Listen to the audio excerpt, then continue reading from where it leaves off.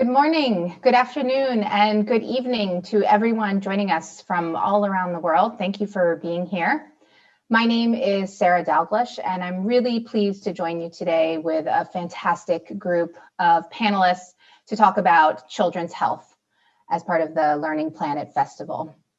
So in this panel, this session, we're going to talk about the findings of the WHO-UNICEF-Lancet Commission and its report, A Future for the World's Children, a question that I know interests everyone who's tuning in today. And we're really hoping that this report laid the foundations for a new global movement to promote child health and well-being. So we'll hope that you will be part of this movement with us. To discuss this topic today, I'm joined by really a great group of speakers. First, we have Almaz Moudali, a student activist from the Rodian School in South Africa. We have Lélia Benoit, a youth psychiatrist with APHP in France, but who's currently in residence at Yale University in the United States. We have Taryn Marks, who's the general manager of AIM, which is an NGO working to eradicate educational inequality, joining us all the way from Australia. We have Alexiane Terrocher, a youth ambassador with a French NGO called La Fève that also does mentoring with disadvantaged youths.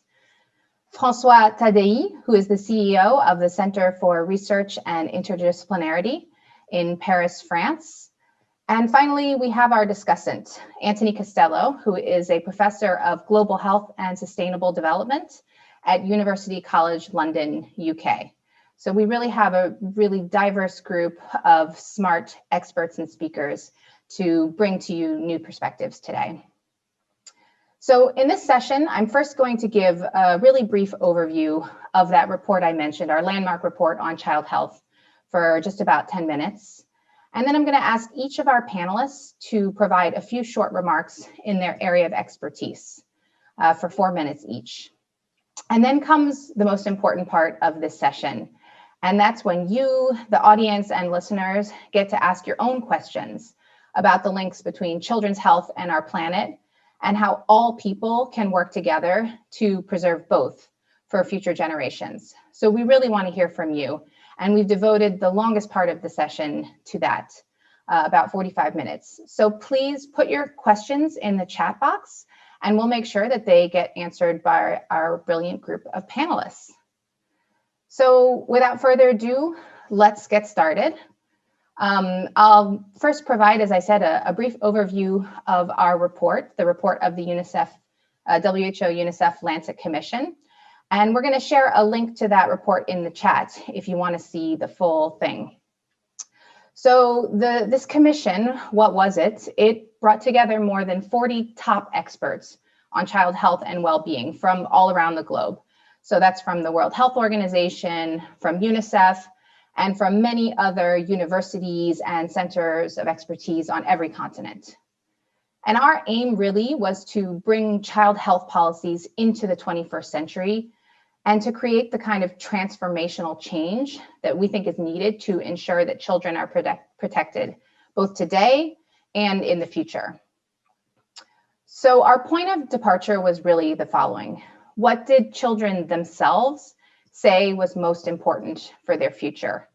So we asked this question of Indigenous Maori children in New Zealand, of disabled children in Nigeria, of children from a poor community in Argentina, and children in refugee communities in Lebanon. So what's interesting is these are obviously really different groups of children with different needs and different experiences. But interestingly, they all sort of said the same things when it came to what was most important to them and for their future. They said, first of all, family togetherness. They wanted to be with their families. Clean environments. A lot of them talked about being disturbed by polluted or dirty or dangerous environments.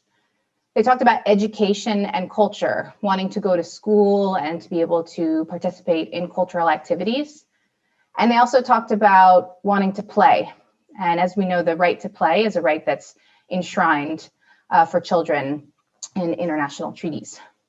So as commissioners, we said, this is what children themselves say is most important. It's what they want.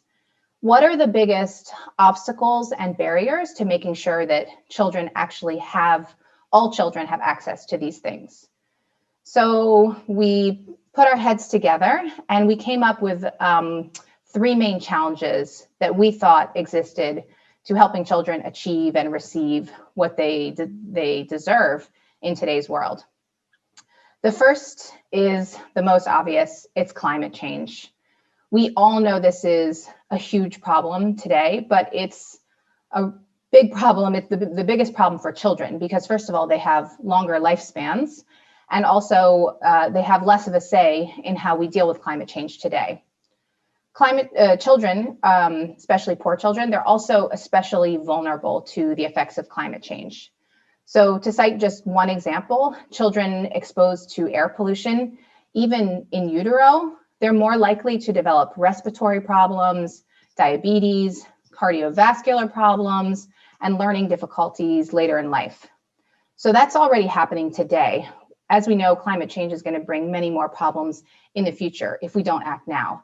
So that's why it's so important to listen to children and to take leadership from them when it comes to climate action, because they're the ones who are most affected by this issue.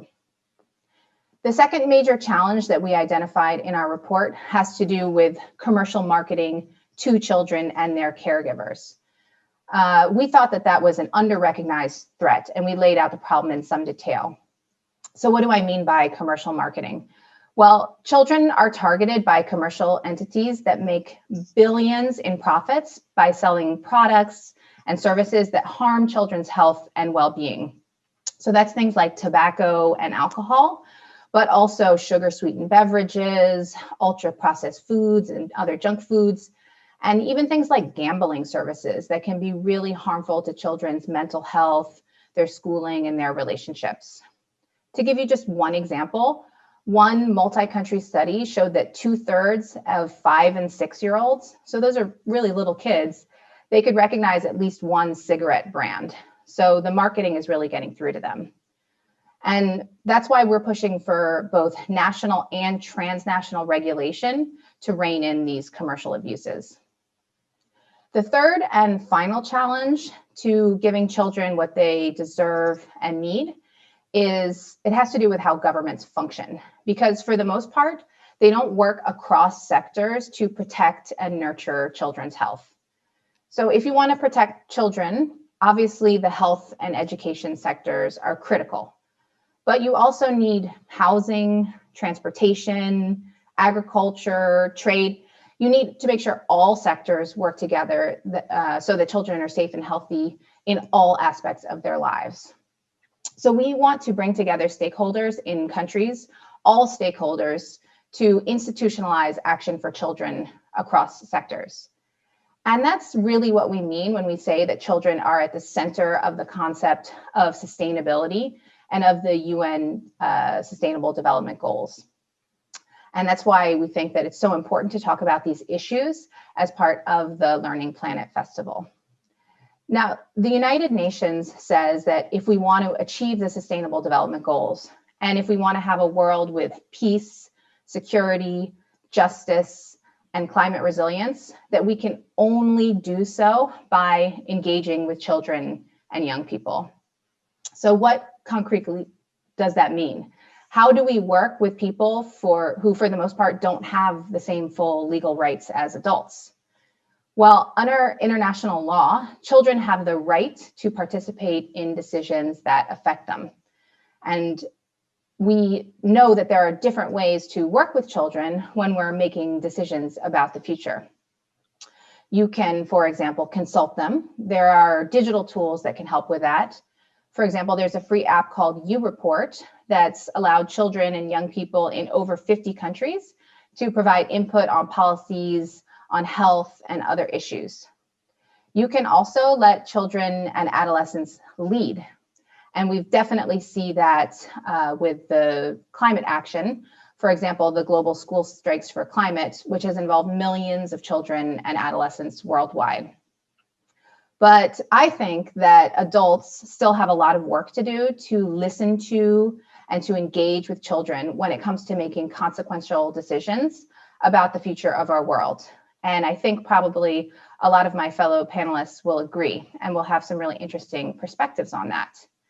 So that's enough from me. I encourage you to check out the report if you want to learn more. Now let's hear from our brilliant group of panelists. And we have some questions for them that are going to enrich our